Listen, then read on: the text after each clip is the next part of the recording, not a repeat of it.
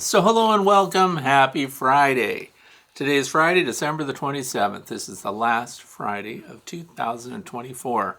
So this is Backyard Beekeeping Questions and Answers, episode number 288. I'm Frederick Dunn, and this is The Way to Be. So I'm really glad that you're here today. If you want to know what we're going to talk about, please look down in the video description, and you'll see all the topics in order and some relevant links, maybe some more information, stuff like that. So if you've got a question that just won't wait, please go to The Way to Be Fellowship. You can just Google it. You'll find it. It's on Facebook. No politics, no marketing, just good people that are interested in helping you learn more about beekeeping.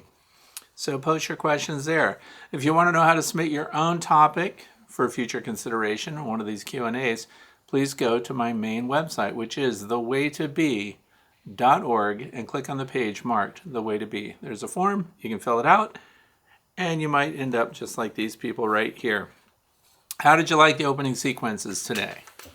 The sun is shining and the temperatures went right up there to 44 degrees Fahrenheit. That is 7 degrees Celsius. The wind is low, 2 miles an hour, which is 3 kilometers per hour. 76% relative humidity, and some of the bees were at the entrances fanning them out because there's condensation inside. When you get a warm up like this, condensation occurs inside the hive and they need it. So what's going on this weekend up where I live, northeastern part of the United States, northwestern part of the state of Pennsylvania? We have 2 very warm days ahead. But with the warmth, what's going to happen? We're going to get some rain. So things are going to turn to mud out there. Time to check your sump pump if you live around here. Mine quit on me last time it happened, but now we're all good to go. So rain and warmth. One of the good things about the warm-up coming is that you can check on your feed. You can replace fondant, things like that. It's going to be very important. So we cleared all the entrances, and it was a good thing too because one of the hives, just one out of all of them, was waiting to have the entrance cleared. In other words, there were a pile of dead bees there and they couldn't fly out to do their cleansing flights today. And I thought they would come out and be really thirsty, but they're not. They're just going out to go out. So who knows what the bees are doing right now. The questions that I'm responding to today were submitted during the past week. One of them as recent as 2 hours ago. That's how quick I am, just for you to answer your questions. So we'll get right into it with question number 1, which comes from Craig from Green Bay, Wisconsin. So it says I have 2 questions related to winter checks I did recently. It says 2 of my hives have the bees all the way in the feeder shim, even though the weight of the hive is heavy. It says I have been giving fondant and one is eating it quite fast. If I stop feeding, will they migrate down to where the honey is, or do we need to keep feeding for the remainder of the winter? The second question is about the license 6 frame. So we'll take the first one first. If they're already at the top of the hive and you've been putting on fondant, and the fondant that I recommend is Hive Alive fondant, it works so well. If they're already up there, will they go back down? No, that's the problem. So we do kind of need to know, and I was going to do thermal scans today, but my little thermal scanner, my FLIR, the battery was so low, so now it's on the charger, so of course I wasn't ready. And now with the warm up, it won't be so distinctive, but the next time it gets really cold, I'm going to use it. Thermal scans, see where the clusters are. But if they're already at the top, they're kind of going to stay there. That's what happens. And that's a lesson learned from the previous fall. Some people were so anxious to get fondant on, or sugar bricks, or sugar in rapid rounds and things like that, just to get the bees going. And some people would put on winter patties, which are also really good, formulated to give your bees energy through winter. And the bees went right up to those, going right past their honey. We don't want that. That's why I try to recommend not putting on winter feed. Those are the semi-solids, the fondants, the sugar bricks, the dry sugar, whatever you're going to put on that's not syrup. Wait until you have freezing temps at night. So, and I'm not sure that Craig did that. I'm not sure that he might have done everything perfect and they zipped right up there anyway. But here's the key. Once you start feeding, you have to keep feeding. They're kind of like wild bird populations. Some people don't feed wild birds at all, and that's fine. But once you start feeding them, they kind of congregate in the area where the feed is. And we feed wild birds here too, and that's why we don't stop once we start, because they depend on the food and resources that you put out. Your honeybees are managed, and they're in boxes that we've put them in. And so now we have to take care of them. And even though the frustrating part is as described here, there's honey on lower frames. The hive is heavy. I was out tilting hives when I did the video sequences for the opening today, and they are loaded with honey. So it's frustrating once they're above it. Now when you get a really good warm up, so that's the other thing, we're going to hit the 50s this weekend. It's going to be rainy. So once they break cluster inside the hive, they do actually access other honey in the hive. That's good news. So if you've got a lot of extra honey in your hive, capped honey that you did the responsible thing, you didn't take too much off and everything else, on warmer days they can access it. But on days when it stays cold, which is what we kind of hope for in wintertime, and the clusters stay semi-tight, that's when they're clustered over the brood, and they're gonna hold their position. So they will only tend to move up, and that's why we have a lot of frustrated beginning beekeepers that end up in spring with a cluster near the top and no food, and they starve out. And that's because that beginning beekeeper did not put additional emergency rations on just in case they get stuck with no food and lots of brood. So we don't want to starve out our bees. If they've made it this far, that's good news, because we're at the end of December, beginning of January, and we're going to find out that your bees were not killed by Varroa destructor mites. Thank goodness. Here's the other end of that. Now they can die because the beekeeper didn't keep their hive in good condition and also didn't provide auxiliary emergency feed. So, and again, southern states, more forgiving. I don't want to go as far as to say it's easier to keep bees in the south. They have other challenges that I personally don't have. I'm not fighting small hive beetles. I don't have a big problem with wax moths going after my stored equipment because all my stuff is in cold storage, and wax moths aren't flying around this time of year, so no wax worms. Small hive beetles, I don't know why they don't make it. They just don't. So I don't have those things to deal with, but on the flip side of that, it's easier to keep your feeds going in the south because your bees will access more of what's in the hive. So if they've got a bunch of stored honey and you're in a warmer climate, they're going to be able to get to that. That's the good of it. The bad of it is because they're accessing it, they're also probably moving around a lot. They're also probably foraging a little bit. Here in the northeastern United States, we don't have any forage for the bees this time of year. So what you put on for emergency feed, once you start, keep feeding. And here's the thing. Let's say you put a fondant pack on, as I have, and here's my regret. After walking around with my wife, Annette, we're out there looking at all the hives today. It was clear that the ones that had Hive Alive fondant on them were flying the most. Now, what are they getting when they're flying out? Nothing. And by the way, if you're going to check your entrances and clean entrances on a nice warm day like today, wear a veil. Just general suggestion there. You can be stung. Your bees just fly out, and don't take it personal. They don't know what to do, so they just sting you. And so the thing is, the ones that have the fondant on were very active. Had a lot of bees coming and going. So what they're doing is they're getting water, I hope. If they're scouting for resources, they're not going to find any.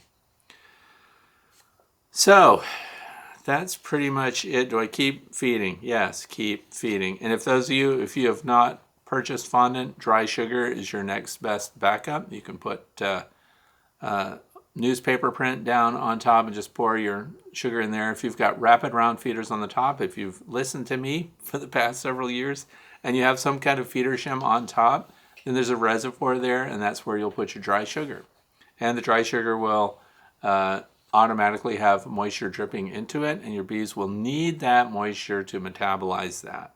But if you have the resources and if you can shop for more food for your bees and you're not going to break the bank on it, you can go to the Hive Alive website and get Hive Alive fondant. That's what I highly recommend for myself and others. I need to go out. So that's what I'm doing this weekend. I'm going to put more fondant on the hives that I did not put it on, if they're already at the top as described here.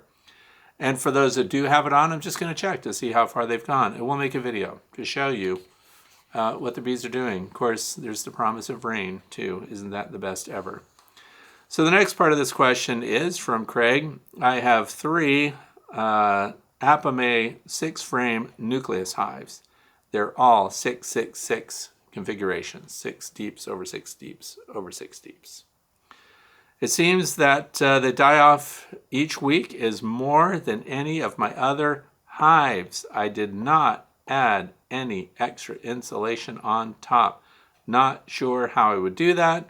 Wondering if that could be part of the problem. I don't know if it's part of the problem for the die-off aspect. The way Apimaye hives are built, they're designed to be vented through the feeders. They have the best designed feeders. They're so convenient.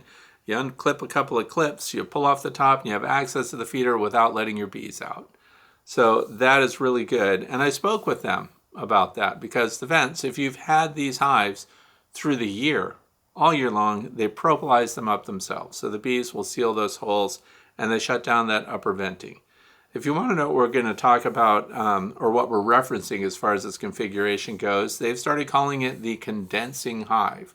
So that means a single entrance down below, no entrance up above. And because they come built in with all these vents on them, I recommend putting a single sheet over the top of your feeder under the cover and then just clamping it down. In a perfect world, your sheet would be not double bubble, but single bubble. This is a single layer of bubble insulation, reflectorized. You can put that right on top, just like a quilt on top of your bed, and then you just put the lid on, and that stops all air movement and reflects heat back in, and you get to take advantage of the warmth that's already provided by the Apimaye insulated cover. So I kind of have a question for Craig, whether or not, how long they've been on and why the bees didn't close it up on their own. So that's it for question number 1. And insulate, in fact, the guy said that you could just put even a thin layer, like if you don't have, single bubble or some kind of Reflectex, you can put just a trash bag or something like that under the lid over the feeder, and that will stop the airflow. So pretty simple solution, easy to go, well-designed hives, those Apimaye hives. Licensed hives, by the way, we're also doing really well out there, and just looks good so far. So now all that's left is we run the risk of starving them out. So question number 2, this comes from S from Mishawaka, Indiana. Says, I would like to hear your thoughts on Randy Oliver's observations on robbing screens found in this video. And then there's a link to the recent video. So I have the robbing screens that Randy Oliver is using for his study. And his study was disclosing that the bees were drifting a lot. In other words, when you put a robbing screen on your hive, so he's questioning the robbing screen designs, what they do. This is a robbing screen. This is a robbing screen. So we have different designs out there. And the one that I have from Randy, they're metal. And they kind of do the same thing, in my opinion. The good news is the North American Honeybee Expo is coming up next week. If you can believe that. We're already on that. Randy Oliver's going to be there. I hope I can pin him down. And we'll talk a little bit about that because I have some questions. It was regarding foragers going out through robbing screens and then being unable to return to the hive and go through the entrance that's now established by the robbing screen. So in other words, you put this robbing screen on the front of the hive. Hopefully you did that at night, not during the day while foragers were out. You open one of these top tabs and this becomes the entrance to the hive.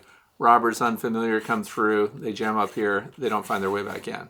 So part of the study with Randy Oliver is that the bees that come out through these openings in the top, go and forage and do the thing, come back because their memories are coded to lead them right back through the established entrance, and they may forget that they were coming through an entrance here.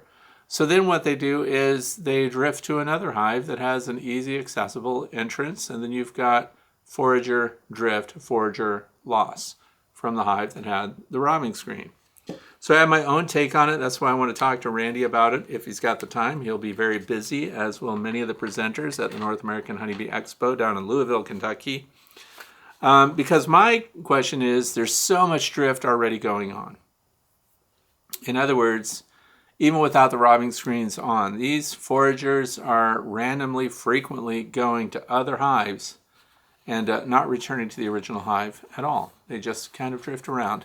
And there have been a lot of studies on that as well. So the question comes up, how much drift was going on before the robbing screens were put on? And then how much did the robbing screen itself frustrate the bees? And then my question is, does the benefit of the robbing screen, if the hive was actively being robbed, outweigh the loss of some of the foragers that might be routed and take the easy route and go into another hive once they're returning with their nectar and their pollen or whatever they happen to have? So there's a lot going on there, and it's an ongoing study, so there's no conclusion drawn yet. So I will say, just from my own observations, and I'm not doing the magnetic tabs that Randy and his people are putting on the bees. They put these little magnetic tabs so when they go to the other hives, they can register and they trap the bees that go there and they know what hive they originated from. So there are lots of drift studies that I've seen recently where bees were coming back and just going to different hives on their own anyway, and this is aside from the robbing screen. So it's kind of unclear to me whether or not we're talking about a better design for a robbing screen, because the metal ones that he's talking about come from New Zealand. And or are we just talking about robbing screens in general causing this confusion and then causing drift? So I have looked at it. I watched the video, and good news, we'll be able to talk to Randy, I hope, and his presentation at the North American Honeybee Expo is his latest research. So maybe that's going to be included. I'm going to try to attend that. And in between my visiting with the vendors and things like that, people that I want to interview, I have a list of people that I have to see. So my thoughts are that there's a lot of drift going on anyway. And the second part of that is, and don't get me wrong, I am not questioning Randy Oliver's scientific beekeeping methods or tests. I'm just saying that through my own observations, there's a lot of drift going on anyway. So that would alter it a little bit. In other words, if there's 25% drift going on when you've got a robbing screen up, and if we've normally got up to, and several studies validate that there's 20% drift at any given time in any given hive, then we're talking about possibly a difference of 5% on a colony that otherwise would be getting robbed. So it's an interesting study. I look forward to finding out what the final outcome is and what the variables are. So question number 3 comes in, and this is from Sibeeman, S-I-B-E-E-M-A-N. Okay. Do you have a preference on the type of camera that you use to monitor your hives? How are they set up? Wi-Fi, wired? And then a second part of this question, how much spirulina do you use per gallon of sugar syrup when feeding in the spring and fall? So I'll do the spirulina first. Spirulina is blue-green algae. You get it in, it's like a talcum powder form, and it's for people. It's an organic spirulina. So anyway, we mix it with bees. Multiple studies prove that it has benefits to the bees. Benefits yet undetermined as far as the extent of the benefit. So there's even more that they're discovering. So I'll answer that first. I use 3 heaping tablespoons of dry spirulina powder to 4 pounds of dry sugar. That's it. So if you're doing 1-to-1, then you're going to have 8 pounds of dry sugar, and that's going to be 6 tablespoons, heaping tablespoons. I know that's not a very critical measurement, but it's enough. Trust me, it's enough.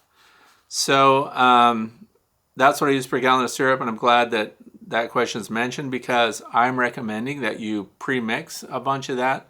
If you've got warm days ahead where you live, through my experiments last year, you can put them in Ziploc baggies, heavy-duty freezer Ziploc baggies.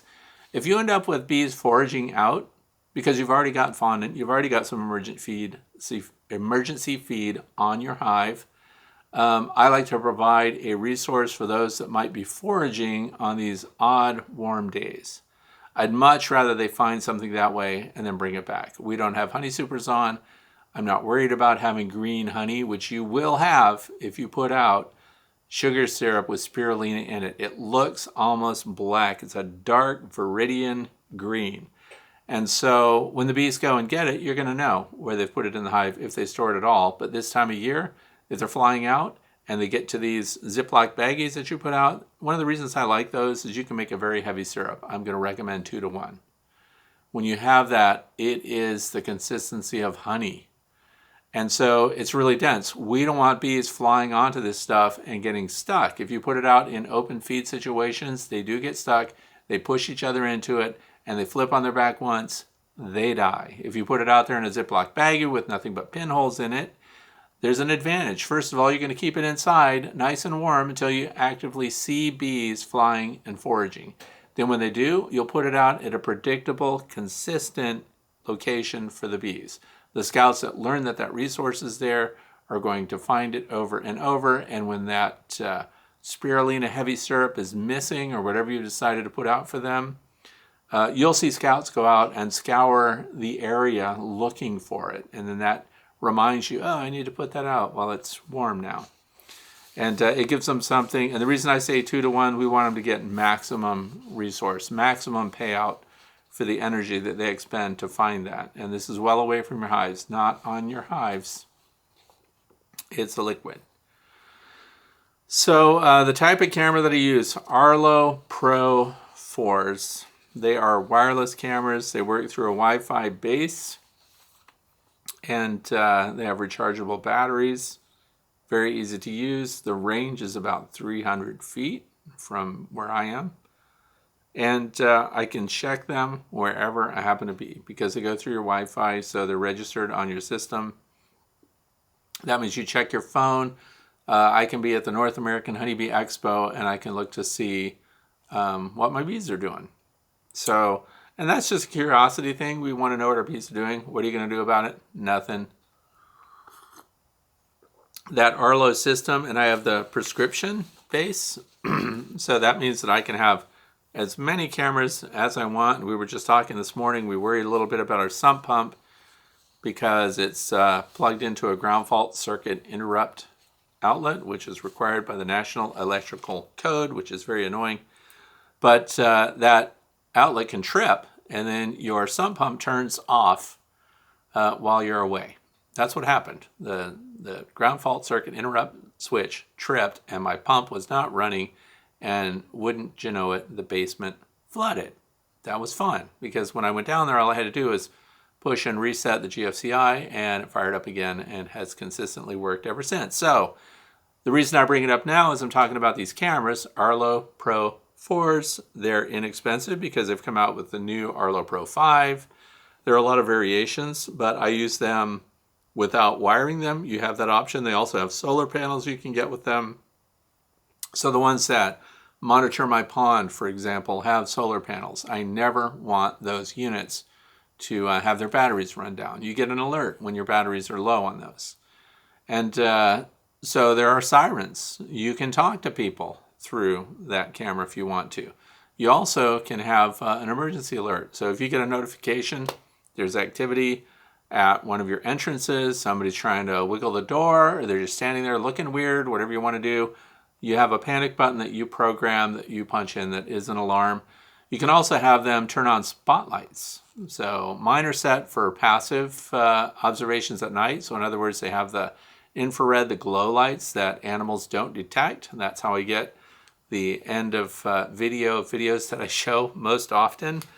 So I really like those. And the reason we were talking about the sump pump is I thought, man, I'm just going to take a camera and I'm going to point it at the sump pump so that even while we're out of town, number one, we can tell if it's running. It has audio and video. And you can even set the alarm to trigger when audio goes off. So let's say you want to know that your sump pump's running. So when it triggers, if you have the audio sensitivity turned up, then even though there's no movement that you would see, the sound of it would trigger the camera, and then you can dictate how long you want it to record. So then you know it's running, it's not. And then you could tell a friend, hey, go down to my basement, flooding, flooding, flooding. Get the rescue and assistance detail down there right now with their P250 pumps and get that out of there. Turn on all the ejector systems. So, yeah, the Arlo Pro 4s. I do have the Pro 2s. Those are older, and I consider those disposable because they're so old, you can really treat them kind of chunky. They don't have spotlights on them. And I think they're 1080p. The other ones are 2K. So that's the other thing, higher resolution.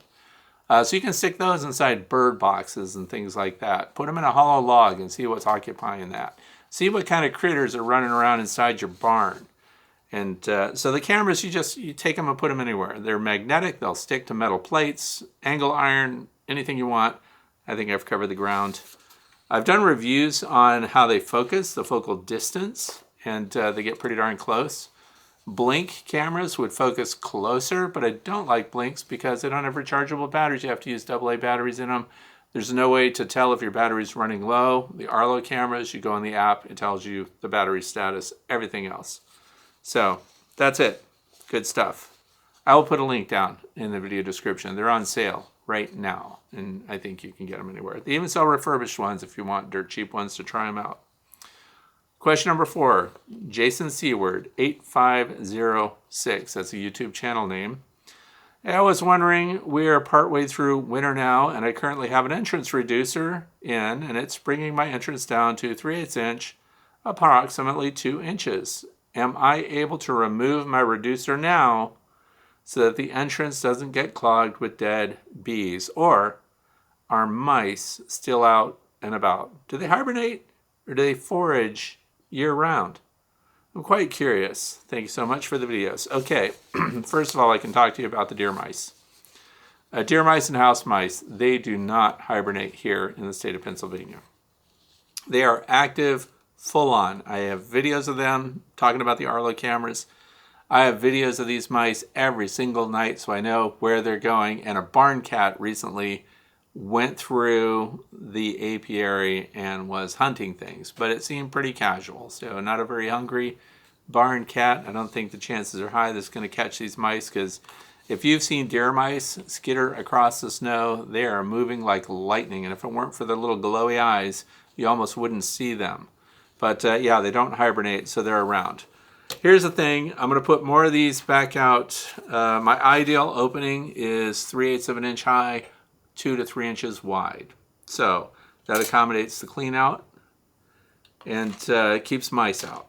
So the other thing that we're going to jump back into a little more next year, because I backed off on it this year, I don't even know why. I guess I pulled them out when we were doing modifications. These Hive gate units, we're going to re-implement those on hives that do not have the slatted racks. The slatted rack moves the brood up away from these entrances a little bit. So these have really good, first of all, and I was thinking about this too with Randy's study there. Randy Oliver, his robbing screens, these work as robbing channels because they're so long. This is 7 3/4 of an inch from the entrance to where they can actually come up under your bees inside. If you want to know a little bit more about these, go to my website, thewaytobee.org, and click on the Hive Gate page. There is a lot going on here, and it's more than you can condense into a reasonably timed study or presentation. There is a lot with the ventilation and everything else. But they serve as robbing screens as well. So they keep mice out. 3/8 inch opening. And the width of this opening is 2 3/8 of an inch. So I think my optimum next year, if I had to pick, if I were making a whole bunch of entrance reducers and I wanted a one-size-fits-all entrance reducer, they would be 3/8 of an inch tall, the opening, and they would be 3 inches wide. So I think that is a good opening, defendable by bees. Even a new colony can do that. And if you use hive gate entrances, and Better Bee sells these, so I recommend these. Now, the one thing you might think about, well, if this is in here, look at the length of the channel. If we had dead bees in here, how would you get those out, Fred?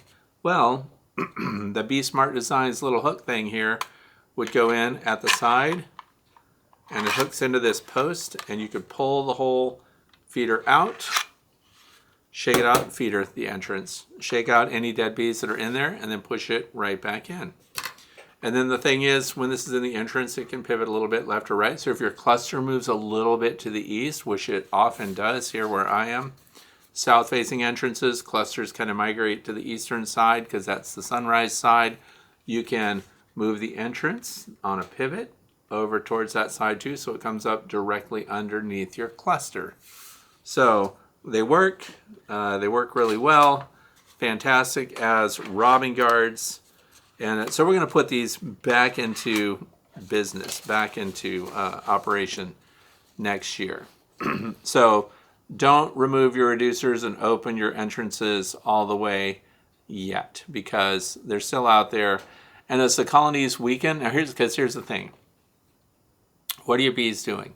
Well, they're moving up into your hive towards your inner cover, and they're consuming resources as they go up. Now do we have a bunch of space underneath? So we have unprotected space when it's cold and they're clustered. And so the mice, that's why later in winter, the mice love to actually move in more than earlier in the year while the cluster's lower, and they're more likely to engage with bees and their stingers. So, but we have several deer mice zinging around, and they're using their little feet and they're grabbing out dead bees from the entrance. So they're actually functioning as entrance cleaners for me. So I'm actually liking the deer mice a little bit because they're not getting in the hive. They're just cleaning the landing board. And so they're eating dead bees. If a bee is dead anyway, it might as well go to some use. Why not let it become a deer mouse? We see the deer mouse. I don't see house mice jumping around. We've seen a couple of shrews. The shrews are not climbing hives. So the shrews are on the ground, and the snow cover is melting, so the shrews are being exposed. And I'm not sure if voles hibernate, but I don't see a lot of vole activity. But of course, now we're uncovering all their tunnels under the snow.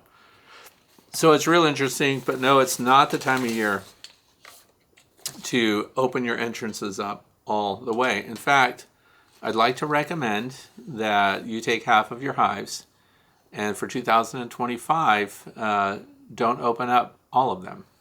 Let some of them have full width or whatever it is you think you like to set up for spring and summer or during heavy nectar flows and things like that. And leave others still reduced at the 3/8 by 2 to 3 inches in width, or those that have the hive gates. The ones that we had hive gates on did just fine in honey production as well. The reason I removed the hive gates and didn't use them anymore, robbing was not a big issue for my bees. So the colonies that were big and strong and easy to defend themselves, I just pulled out the hive gates to clean them and then just left them out, because I was thinking that the number one reason that I would use them would be as a robbing guard. And since these colonies, nothing was going to rob them, they had hundreds of guard bees ready to go at any time. So these large colonies tend to not require defense and don't require those channels. But then I was, of course, completely overlooking the ventilation aspect of that. So in order to revisit, and why do I say 50%? Because we want to be able to make comparisons. If you do everything to all of your hives at one time, then you're just speculating that you had a great year or a terrible year because of the modification that you made.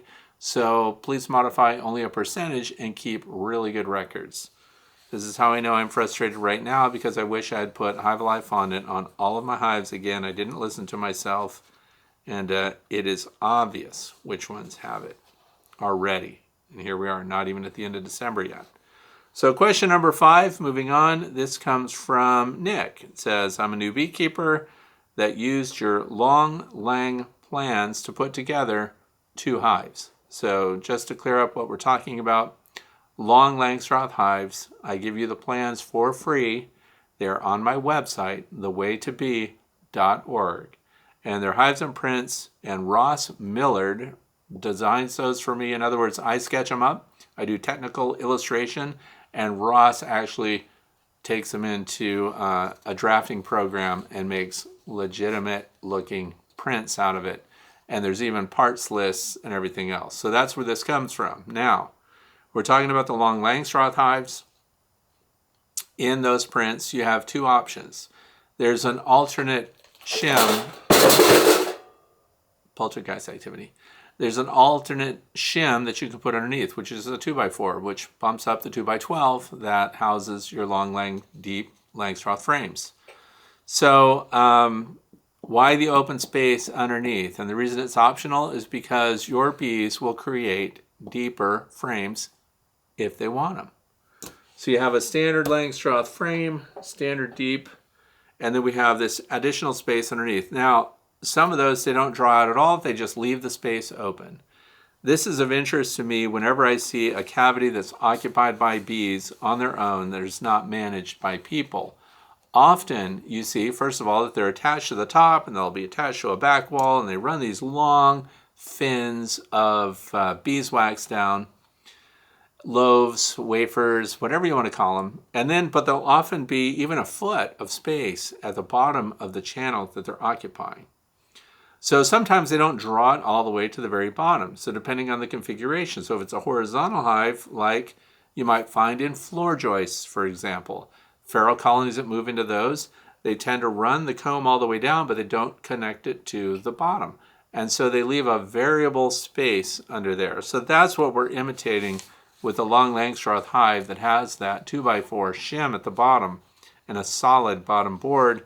And at the end where the brood is, you have the option there to have screens and removable trays and so on. But we're talking right now about that space that is below your standard deep Langstroth frame.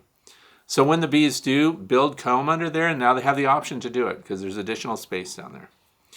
And so they tend to do drone comb. So this gives you an advantage. It allows you to remove drone comb if you want it. So if you want more beeswax to harvest, this is your chance to do it.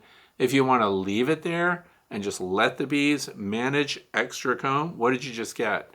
You got a deeper Langstroth frame. Now, if you're going to put this into an extractor, you're going to be cutting that off so that it fits into the extractor. If you have a tangential or a radial extractor, it'll need to fit the standard deep Langstroth frame. So if they're a little longer, then you could cut it off. But here's the thing. If that's your brood frame and the brood area is the one that has the deeper comb on it, and that's what they're going to use, then you can just leave it on and let them continue to use it over and over as stuff gets really tough. So that's what that's there for. And what a lot of people are seeing is that the bees don't use the space, don't draw more comb at all, and they just have additional space there. So it actually benefits them. The bees clean it up. They keep it policed up really well. And then the screen bottom boards. Again, I prefer to see your screen bottom boards in your Long Langstroth under the first third towards the single entrance. The Long Lang that I designed only has one entrance, and that's because we're imitating what the bees most frequently do on their own when they occupy spaces under feral conditions. So if they draw out the comb up there at the leading part of it, then it's good to go. And the screens are under that because we want passive mite control. The numbers are variable, the benefits of having a screen bottom board.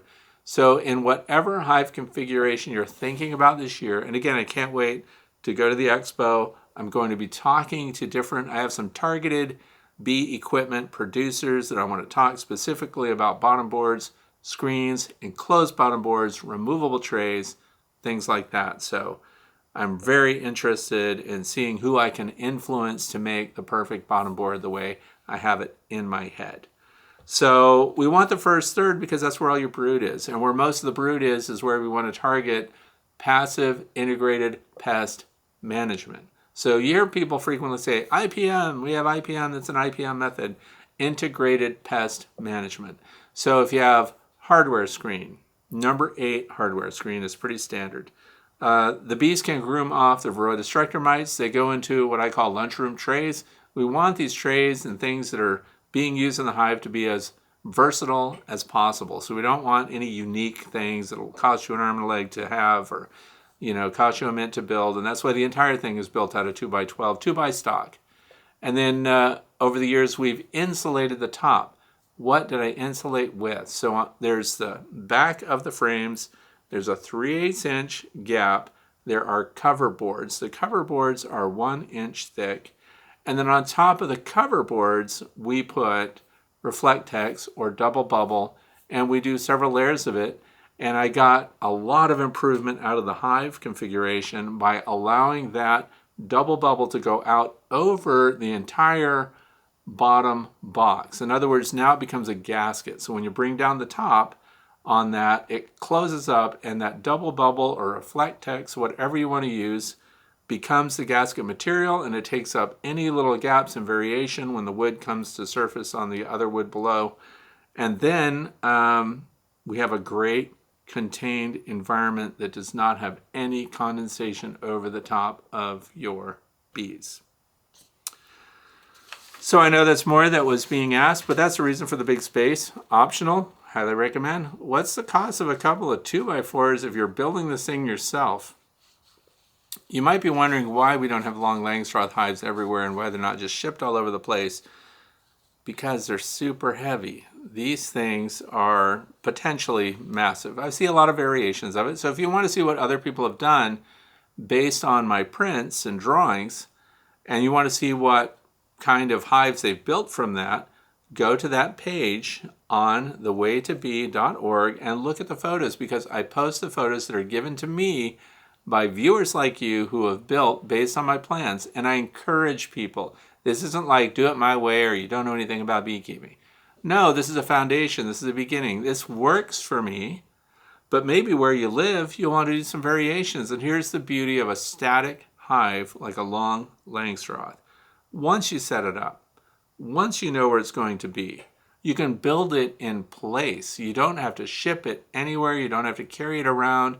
Build it in place, paint it up, and now you've got a hive that can be as heavy and as insulated as you want it to be. So that's the intent. I had handles on it. In fact, I think still in the prints, Ross included handles because the original drawing had handles on the ends. And I thought, after the fact, why on earth do I have handles on this thing? Nobody's going to pick it up. Nobody's going to move it.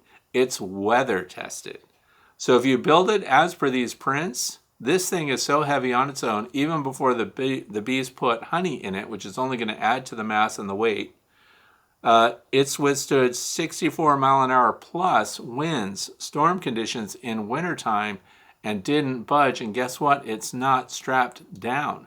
It just has the short axis standing proud to the wind and the long axis running parallel with the wind. And that now we have the long axis facing south. So it's kind of the perfect storm, the perfect hive. So not gonna lie, it's an above average hive. Works really well. The bees in that thing are doing so well, I don't even know what to say about it. They're borderline annoying. That's how well they are. So space beneath the frames, that was question number 5, and that was from Nick. And I was very disappointed to see that horizontalbees.com, I recommend you go to their website too to look at Long Langstroth hives, horizontalbees.com.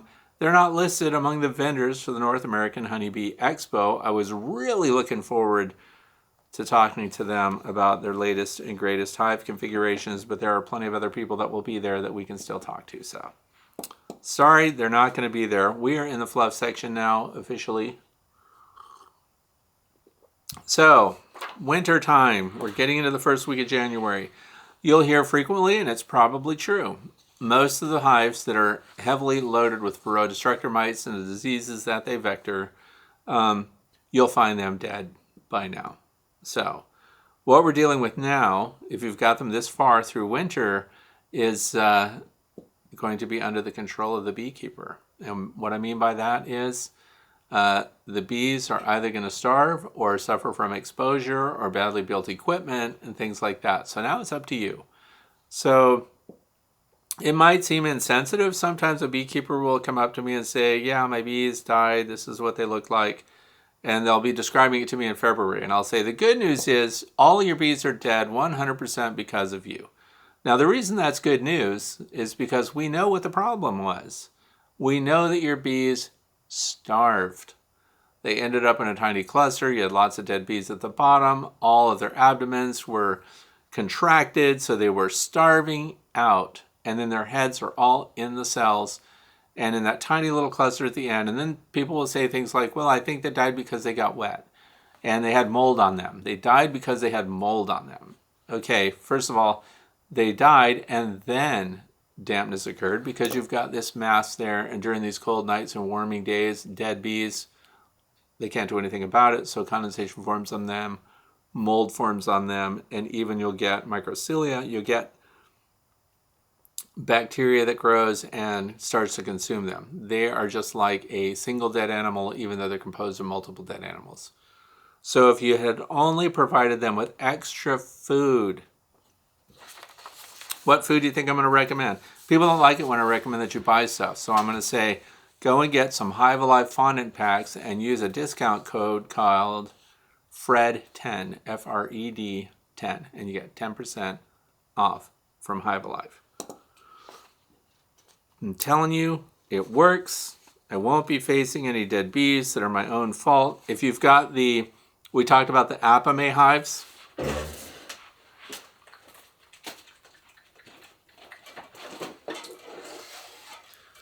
Apimaye hives have these little feeder blocks on top, and so I cut my fondant in half and put them in Ziploc baggies so they don't dry out. So these are ready to go. So when you pull the top off, you plop them right in there.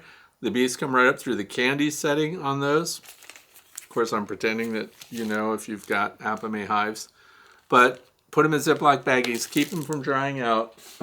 All my stuff is ready because this weekend, tomorrow I have to take a bunch of pictures, but after that we're going to be taking advantage of the warm weather, and we're going to put fondant packs wherever they're more than 2/3 consumed, because we don't know what the future is bringing weather-wise. So while we have access to them, for me personally, if it's 2/3 used up, I go ahead and replace the pack. Save the unused portions. Bring a big food-grade plastic bucket with you.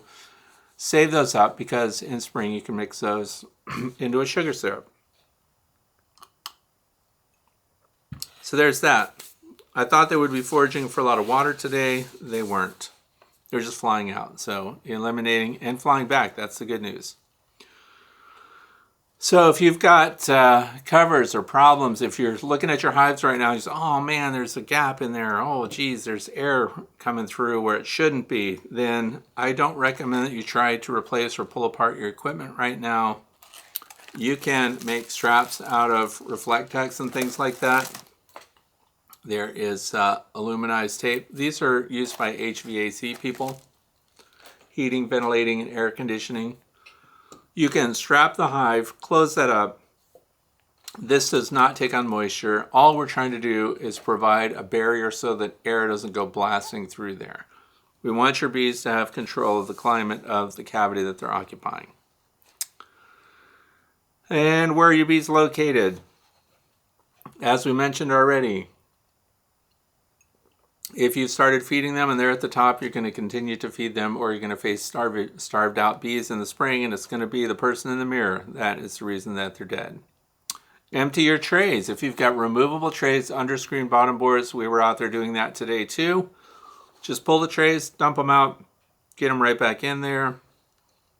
Good news, there was no moisture dripping down in there. So this is another thing that your trays do. If you've got screen bottom boards with trays underneath, if there's excess condensation coming down the sidewalls, it goes into the tray. And you can see that. We emptied them, they were all dry. That was great news. And so if you don't have fondant, dry sugar and a wrap it around, dry sugar on paper, mountain camp method that's referred to as, keep the feed on. So good news, part of the fluff too. My keeper's hive that I purchased for the fundraiser arrived in the mail yesterday. Yay.